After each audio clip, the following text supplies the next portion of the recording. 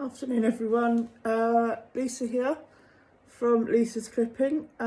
As you know, I do quite a lot of leg blending, and understandably the blending side of things has been quite quiet this year because of COVID. One, because I've taken the choice to not put myself in dangerous situations unless absolutely necessary, or unless I know the horse inside out.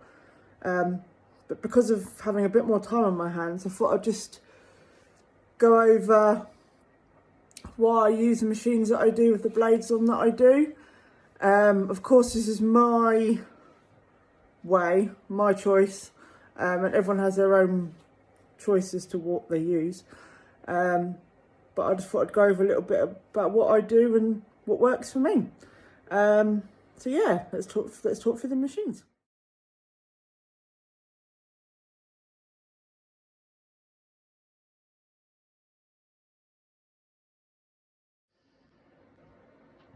So these are the two main machines that I would use for blending. The Liveryman Classic is an all-round good trimmer, well, excellent trimmer. The power and the reliability of this machine far outweighs any other trimmer that I've ever used. Saying that, my favourite go-to trimmer for blending is this machine.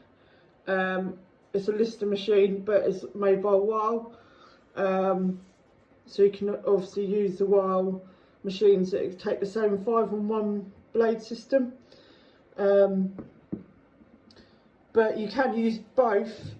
The only reason why I choose the Lister machine over the Liveryman, especially for your native Harrier leg type breeds of horses, is the 5-in-1 blade cuts to a slightly longer length than the Classic. The Classic tends to trim to 1.5 to 2 mil, give and take,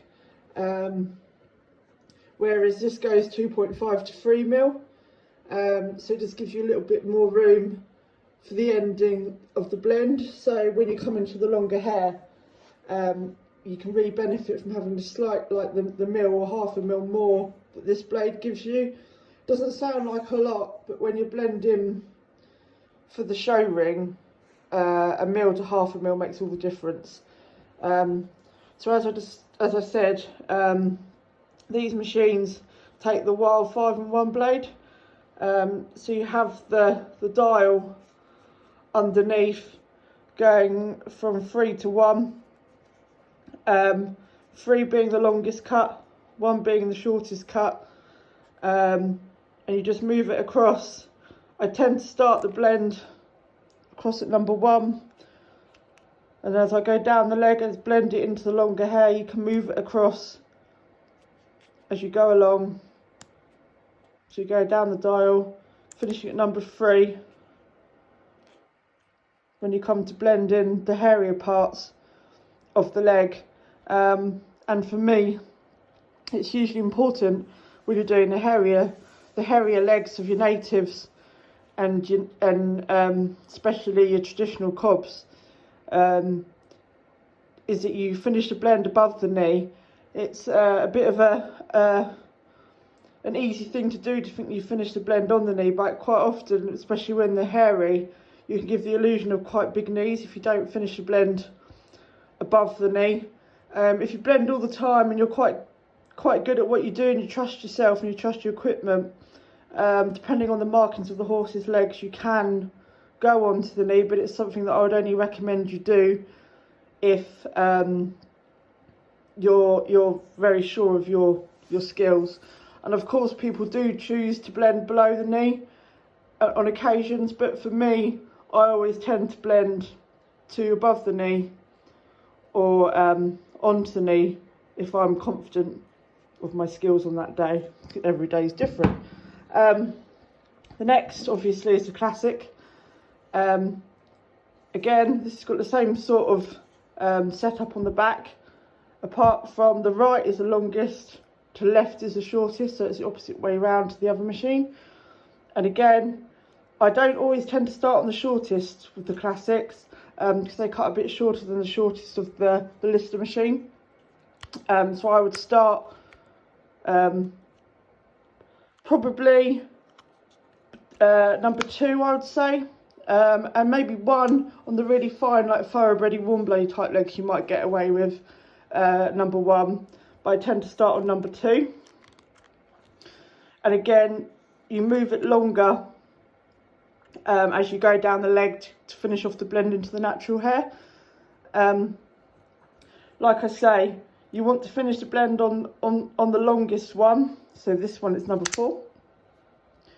But just be careful as to where you finish it. But again, if you're using this machine, you'll tend to be using it, I choose to use it on a finer haired horse. The blades are very good, but you've got to be very careful when you're doing the coarser, thicker hair that you don't leave the teeth marks, because obviously I blend towards the coat, so I drag it down through the coat. So to be very careful that these blades don't leave little teeth marks in the hair. So these are the 2 choices of machines I have.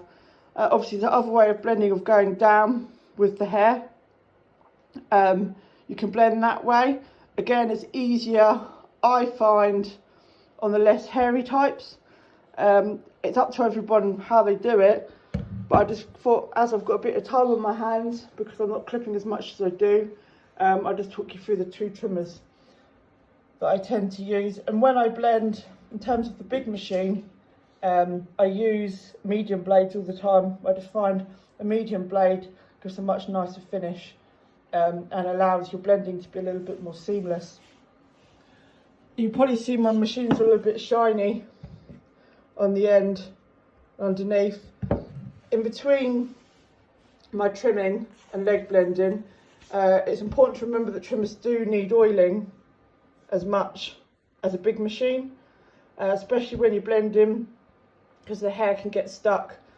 And it's important in between each horse, and maybe even in between each leg if the horse hair is particularly coarse, is to use your blade cleaner. It's quite high powered, so it blows all the hair out from in between the blades, so you can get a much even start and finish to a blend on a leg.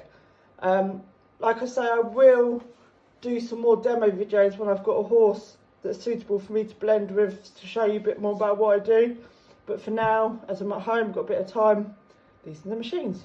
Any questions, do feel free to ask. I'm always here to help. Thank you.